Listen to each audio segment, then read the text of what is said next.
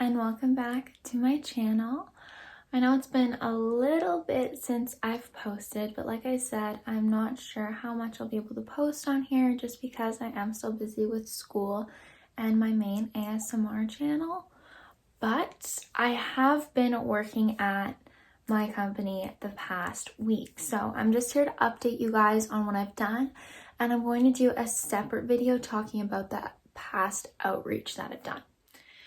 So for the past week and a half, I'd say my main focus has been on my business plan, my designs, and outreach. So I think I'm going to do a design with me type of video, not showing you guys my designs because I want to keep that a surprise, but a lot of people love the sound of drawing on an iPad, so I was thinking of maybe doing an ASMR video on my main channel with that, and you guys can go and watch that if you want. It's kind of like a study with me type of video. So I've been doing that because I need to have my designs locked down before I can start reaching out to manufacturers to make me samples. I'm going to do a separate video on that and what I found when designing clothes and like some tips and stuff for that. But right now I'm just going to talk to you about my business plan and some tips for that because I am done it right now. So I just got my laptop here. So for the business plan, first up, you have your business overview.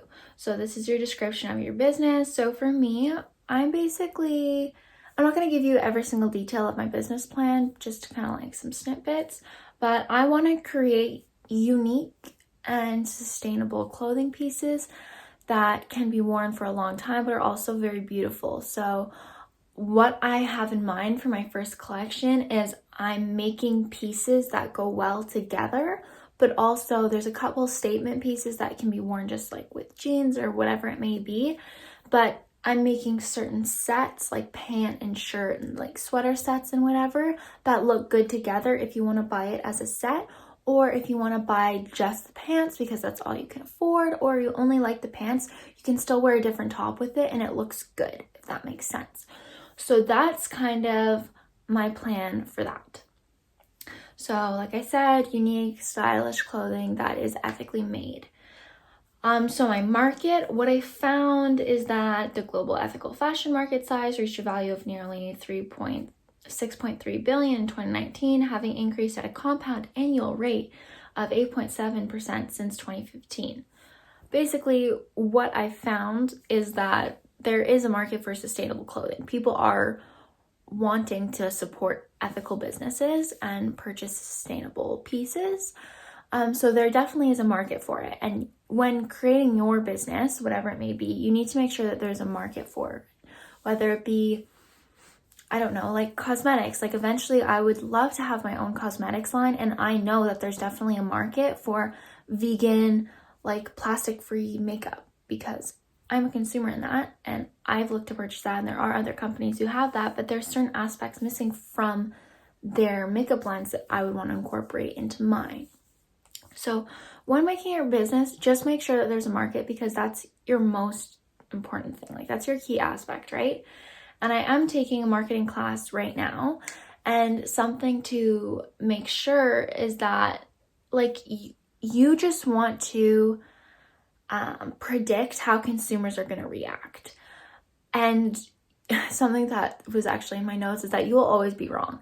No matter how hard you plan, you will always be wrong about how consumers will react to your product. You just want to make sure you're not that wrong. That's what my professor said. He's like, you will always be wrong because you cannot predict it 100%. You just want to make sure you're not that wrong so that you can adjust once you put your product on the market. I also talked about how small businesses can go viral on TikTok really fast if you do it right. Now, I haven't made a TikTok for my line yet, but I am planning on it. However, I'm going to do that once I've got clothing samples because I'm going to do the whole pack orders with me and here's the new collection and blah, blah, blah. So a lot of people do love finding smaller businesses on TikTok, and especially right now with everything that's going on in the world, people do want to support small businesses because, you know, it's a tough time for everyone. So people do want to support small and, you know, not just support Jeff Bezos and his trillion-dollar empire. You know what I mean? So some risks that I have with my clothes is that it is going to be more expensive, and finding ethical manufacturers is obviously going to cost more money. And also I have to make sure that they are ethical. I actually already did reach out to one manufacturer, and I asked them to tell me a bit more about their corporate social responsibility practices and if they had any green certifications and stuff like that. And they weren't able to answer my questions clear enough regarding their CSR. And to me, that meant that they were hiding something, or that they're not very ethical, or whatever it may be. Like that, they just aren't what I'm looking for. I want someone who is ethical and using sustainable fabrics, or making sure that they're not creating a lot of waste, all of that stuff, treating their employees right. And the fact that they couldn't answer my questions, or even we had a couple emails back and forth, but when I asked them to go into more detail about their corporate social responsibility practices, if they have any certification, blah, blah, blah, blah, they didn't even reply to me. So I think that just tells you right then and there that, it's not gonna work. So then you have to think of the problem. Now, actually, in my business plan overview, I did this wrong. I thought the problem was that a problem with my company and how I'm going to overcome it. But the problem is actually, what's the problem in the market and how is my company going to fix that problem? So for me, I had to really think about this, but I kind of took some comments from my Instagram and also from YouTube. And what I found is that people do want those really cute and decently trendy styles, just like all these TikTokers and influencers are wearing, but they don't want to support these fashion places, and they don't know where to shop for ethical clothing.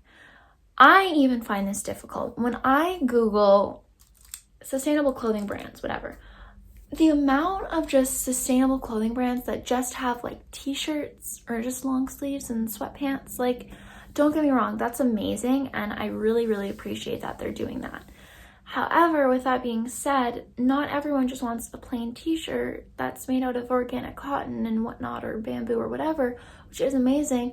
But for people who are like, 19, 20, 21, 22, whatever, they want something a bit more fun. Sorry, someone just called me, so I'm trying to think of where I was. But I think I was talking about how difficult it is to find sustainable clothing brands. And people do want really unique and beautiful pieces that aren't just as simple as like a t-shirt or a long sleeve or whatever. So that's kind of where I want to come into play and show that sustainable and ethical clothing doesn't have to be boring. That's kind of my thing. That's like what I want. Sustainable and ethical clothing doesn't have to be boring. It can be fun and unique and whatever. I don't know. That's what I'm thinking. And then I have my target market. So I think it's going to be mainly women. Just looking at my YouTube demographics and kind of the audience that I'm catering to and my style, it is going to be mainly women. But I will, if it goes well, then I can come out with some pieces for men, or like unisex pieces or whatever. But like I said, even in my other video, I'm only going to be doing sizes small, medium, large for right now. And I'm only going to be doing women's clothing because I don't know how this is going to go. If it doesn't go that well, then I don't want to have a ton of back stock that I can't sell and be in a ton of debt. So you just start off small. Now, like I said, mainly women, probably ages like 15 to 30. That's kind of my demographics that I'm going for. And then my customers are gonna be mainly US, UK, and Canadian, I'm assuming. Then I've got like my competitors. So my competitors, I think, are gonna be more of the fast fashion ones instead of the sustainable ones. There are a few small businesses that are sustainable that I've seen, and I'm like, oh, like they're good, they're a competitor. Do you know what I mean? But I feel like my bigger competitors are going to be like Shein and Princess Polly and stuff like that, because people are going to see my stuff and they're going to think, wow, that's really cute and stuff, but I could probably find something that's like, I don't know, the same type of style or whatever, way cheaper on Shein. So that's kind of what I'm thinking, but I'm just going to really drive home the fact that we are ethical and sustainable. How many times can I say that in this video? Too many. So what I'm going to utilize is TikTok, and I'm also going to really create a great company image. Like, I would love to have a page on my website dedicated to some of the workers in the factories, like a little bit about their lives, like some of the garment workers, some of my manufacturing people. Like, I think that would be really cool. And I think that it would be really cool to do little videos taken from in the factories, like of like them making the clothes and like, I don't know, stuff like that. Like, I think that would be really cool. Because I've seen other companies do that, for example, like coffee companies, and they show like the farmers going and grabbing the beans and whatnot. Like, I think that's sick. So I want to do that. And then my solution to the problem is that I'm going to create, like I said, these unique and beautiful clothing pieces that are going to be easier to find, because I'm going to try and market the hell out of my brand. I'm going to do TikTok. I'm going to do Instagram. I might even learn how to use Facebook properly and do this. I might even get a Twitter account and do this. Someone recommended to me that things go viral on Twitter like that, just like TikTok. So I'm going to utilize every single social media platform to get my brand out there. And I'm also going to do Google ads, Facebook ads, Instagram ads, everything. I'm going to do it all. So I am going to invest quite a bit of money into marketing. But the great thing about social media marketing is that it's actually not too expensive, because if you think about it, I'm promoting my brand right here on YouTube. This is free. I'm just taking my time and making the video. But for me promoting my clothing brand, this is free. I'm not paying anyone. I'm not having any ads. Same with Instagram. But if I want to do Instagram ads, then yeah, that costs money. But if I can just get in the algorithm for the reels and stuff like that, that's free. Same with Twitter, same with TikTok. I can buy those ads, but I don't have to do that. So that type of marketing is really effective right now, especially since everyone's on their phone. Then I have a bunch of links to suppliers. Now, something in my last video that someone said, which I really appreciated, is they told me why not to share my manufacturer, and that is because you don't want someone else going and using the same manufacturer and doing what I do, but for cheaper. So I was like, I did not think of that. So I will not be sharing my manufacturer, but I can tell you how I researched, which is just literally typing in ethical clothing manufacturer, sustainable clothing manufacturer, small business clothing manufacturer, all that. And I just have been going through and through all of these company websites, and I have a ton of links here, but I have yet to reach out to any of these manufacturers, like I said, because my designs need to be ready for sampling. So I've yet to do my outreach with that yet, but that can come with time once I'm happy with my designs. So that's done. Then I have my financials, which, as you all know, is my least favorite part. So I have a very simple income statement that I made. And I'm talking like this is the simplest of income statements you can get. But basically I've got my estimated revenue, my estimated costs, and then my profits. So I'm thinking of coming out with, now I have to change this because I'm actually designing a few more pieces, but probably about maybe 10 pieces per drop, like per collection, maybe 4 collections per year, 3 collections per year, something like that. My average price for each item, how many of each I have to make, and I did research how to figure that out. And apparently when making a clothing brand, it's always in a 1-to-1 ratio. So when manufacturers are cutting out the fabric, they cut out these small and large pieces together and then mediums. So if I do my order, it's in a 1-to-1 ratio. So it'd be like 50 smalls, 100 mediums, 50 larges. That's kind of what they do because they don't want to waste their fabric either. So I'm not sure how I'm going to do with that because 100 mediums seems like a lot of clothes to sell. So I'm not sure if I could just do like 25, 50, 25, or does that seem too small? Like, do I think that more than 25 people are gonna buy one of my shirts? Maybe not. I don't know. Like, that's just so hard because I don't want to underestimate my potential, but I don't want to overestimate my potential. But if it goes well and I underestimate, I can just make more. So that's good. You can always make more, but you don't want to have extra because then you're kind of screwed. Then I have my costs. So for this includes, not limited to, logo, website, manufacturing, shipping, taxes and imports, legal work, returns. If someone buys something from me and then they want to return it because they don't like it, doesn't fit right, whatever.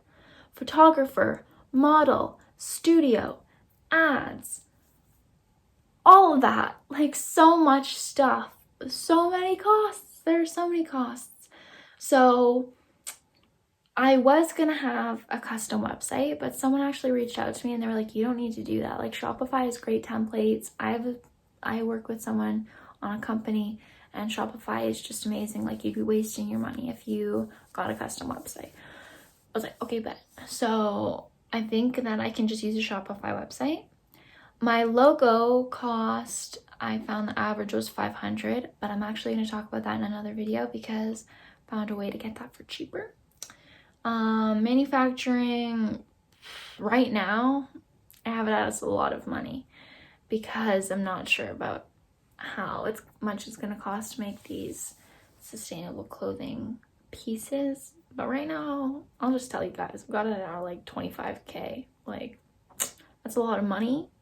That is a lot of money. So I'm not sure, but I would rather say, oh, it's going to cost me 25K, but if it only cost me 15,000, that's like way better, right? Then I have an extra 10 grand in my pocket that I've saved. Then legal work, reaching out to lawyers, like, you would also need to have banking fees and stuff, but my bank has a feeless small business plan, which I'm going to look into.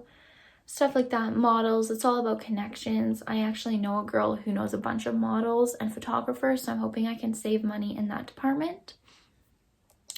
But that's a long time to come, right? Like, that probably won't be for a few months.